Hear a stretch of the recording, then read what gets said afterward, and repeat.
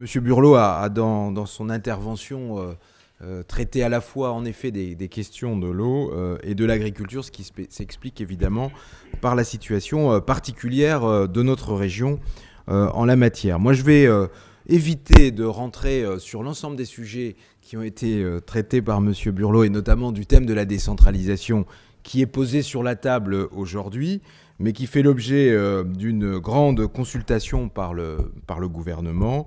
Et donc je crois qu'il faut là laisser à la fois les collectivités et puis ensuite le législateur traiter de cette question. Et donc je me garderai de rentrer sur des commentaires en la matière. Je vais surtout peut-être évoquer la question de l'agriculture biologique, puisque ce matin, même si le thème de l'eau, évidemment, était le fil conducteur de l'ensemble du colloque, ce matin, vous avez largement traité de la qualité de l'eau. Et cet après-midi, on a peut-être un peu plus approfondi les questions de l'agriculture biologique. Et c'est peut-être plus sur ce champ-là que je peux me permettre d'intervenir. Alors avec effectivement l'expérience de la région Poitou-Charentes, puisque j'étais il y a quelques mois dans cette région, vous l'avez compris, et je crois qu'en effet, l'administration de l'État, le conseil régional, avait fait un travail intéressant dans cette région, et qu'on avait eu l'occasion, en effet, avec Benoît Biteau, de parrainer ou en tout cas d'assister à la naissance d'un pôle conversion bio, et qui associait l'ensemble des acteurs économiques de l'agriculture en Poitou-Charentes. Et je pense que c'était un bon exemple de ce que peut faire l'ensemble des organisations. J'ai entendu des critiques sur les chambres d'agriculture cet après-midi, même peut-être venant de Benoît Biteau. Pour autant, moi, il m'apparaît évidemment essentiel que les chambres d'agriculture, qui sont des établissements publics, chargés de missions de service public par la loi, soient bien présents évidemment dans ces organisations. Je veux dire quelques mots de l'ambition du ministre de l'Agriculture, Stéphane Le Foll, en matière d'agriculture biologique. Ça a été dit tout à l'heure par Julien Haddad, donc un plan ambition pour l'agriculture biologique qui a été annoncé par le ministre début octobre, qui traite bien de la production, de la transformation et de la commercialisation. Là aussi, ça a été dit au cours de l'après-midi, il ne s'agit pas de se limité à la production, mais évidemment, la consommation, la commercialisation doit permettre aussi de tirer l'ensemble de la filière. Le ministre a souhaité une démarche participative, ça c'est un clin d'œil au conseil régional de Poitou-Charentes évidemment. Et donc le ministre a lancé les travaux, ils vont être lancés en région. Alors Poitou-Charentes, je crois que la conférence bio se tenait au moment où la feuille de route s'écrivait au ministère de l'Agriculture. On a peut-être pris un petit peu de retard en Bretagne, mais on va vite le rattraper à la méthode bretonne. Et donc la feuille de route, les contributions régionales doivent remonter pour le mois de mars prochain au niveau national pour construire ce plan national. Je crois que le ministre veut éviter de parler de plan, il trouve ça un peu mou. Et donc, en tout cas, un programme d'accompagnement de l'agriculture biologique au plan national. Donc, c'est un exercice qu'on mènera là aussi en binôme avec le conseil régional de Bretagne.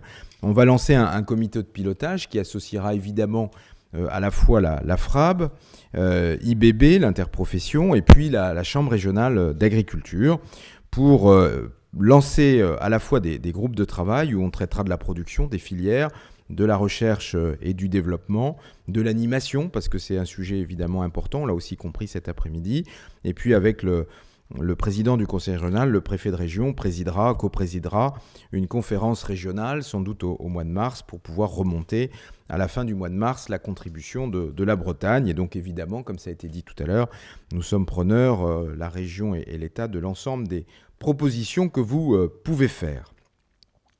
Le ministre insiste sur ces questions d'animation, je le redis ici, je crois que l'État et la région sont aux côtés des structures pour cette animation, et je le redis ici, la notion de pôle de conversion qui avait été lancée, je crois, par la Fédération nationale de l'agriculture biologique mériterait d'être installée en Bretagne. Je crois qu'il y a eu quelques freins de ce qu'on m'a dit, et donc la région a proposé en compensation, en substitution, le pass bio qui permet sans doute de mener des actions aussi en la matière, mais avec peut-être un partenariat un petit peu moins large que ce qu'on peut faire dans les pôles conversion. Le ministre insiste aussi sur l'importance de la diversité des agricultures. Je crois que ça a été dit aussi par les différents intervenants. Il en fait d'ailleurs un élément fort de la négociation de la réforme de la politique agricole commune, demandant à ce que le cadre de 2014 permettent justement d'accompagner l'ensemble des agricultures au pluriel et qu'on sorte peut-être d'un système de modèle qu'on a peut-être trop connu. Il insiste, là aussi ça a été dit tout à l'heure par le vice-président du conseil régional, sur la nécessité de ne pas non plus opposer les différents types d'agriculture, mais au contraire de pouvoir les accompagner dans des évolutions vers des systèmes plus durables. L'agriculture biologique ayant souvent été pionnière, je crois qu'on l'a vu dans l'intervention tout à l'heure de M. Yobé, avec des matériels, des diversités, des rotations de cultures qui sont sans doute à reprendre pour l'ensemble des agricultures.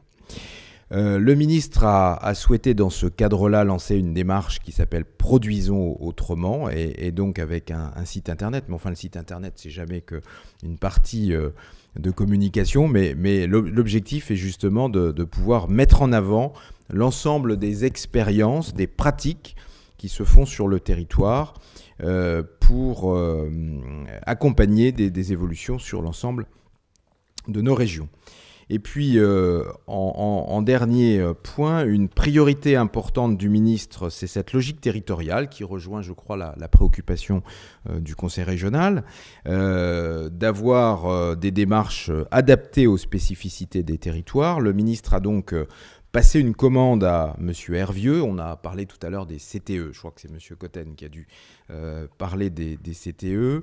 Quelque chose d'un peu compliqué à l'époque, mais extrêmement intéressant dans ses orientations.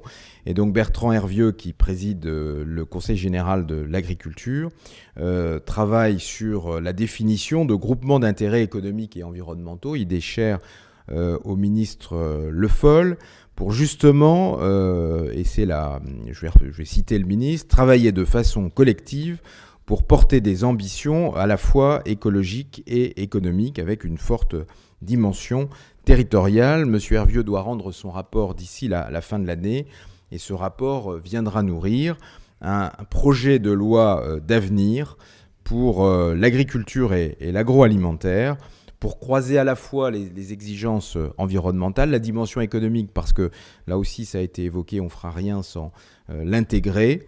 Il s'agit aussi de l'avenir de nos territoires, et pour pouvoir ainsi décliner en région, en infrarégional, l'ensemble de ces priorités qui seront inscrites dans la nouvelle politique agricole commune et dans cette loi d'avenir qui devrait faire l'objet d'une présentation au Conseil des ministres après l'été prochain. Je crois que l'intérêt du colloque d'aujourd'hui, c'est d'avoir justement peut-être rejoint cette même préoccupation avec un croisement qui évidemment porterait sur les objectifs de reconquête de la qualité de l'eau. Et moi, il me semble que ce que vous avez présenté, tant dans les sages, on a parlé un petit peu évidemment des bassins versants algues vertes, doivent pouvoir être des lieux de déclinaison de ces nouvelles orientations présentées par le ministre de l'Agriculture. En conclusion, je crois que les rendez-vous à venir pour nos sujets sont nombreux. La préparation de la conférence régionale, je l'ai dit tout à l'heure, donc avec des travaux qui vont commencer au mois de décembre et avec des conclusions portées par le préfet de région et le président du conseil régional pour le mois de mars. Ce programme ambition pour l'agriculture biologique voulu par le ministre qui devrait être présenté au mois de juin. Et puis le projet de loi, je l'ai déjà dit tout à l'heure, présenté après l'été et qui doit nous donner, en même temps que la réforme de la politique agricole commune, un cadre pour les 7 ans à venir. Voilà, donc je crois intéressant de poursuivre les travaux engagés aussi cet après-midi et que les contributions puissent être remontées dans les exercices régionaux qui vont être prochainement lancés. Merci beaucoup. Merci beaucoup, monsieur le directeur.